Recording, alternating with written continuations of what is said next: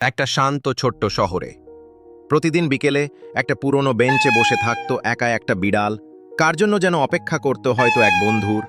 একদিন হঠাৎ পাশের গলি থেকে একটা কাঁদার আওয়াজ এলো। একটা ছোট কুকুর, পায়ে চোট লেগেছে, চোখে শুধু ভয় আর কষ্ট। বিড়ালটা সেই আওয়াজ শুনে এগিয়ে গেল, প্রথমে একটু ভয়, তারপর ধীরে ধীরে বদলে গেল মমতায়। তাদের চোখে চোখ পড়ল, একটা অদ্ভুত বোঝাপড়া জন্ম নিল।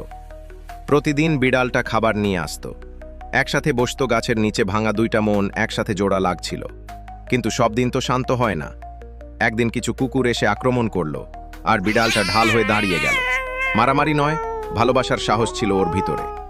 অবশেষে এক পরিবার ওদের দেখে আপন করে নিল। এখন তারা একসাথে থাকে, একটা ঘরে, ভালোবাসায়, নির্ভরতায়। সূর্য ডুবে যাচ্ছে, আর বিড়াল আর কুকুর হাঁটছে একসাথে, বন্ধু হয়ে, ভাই হয়ে।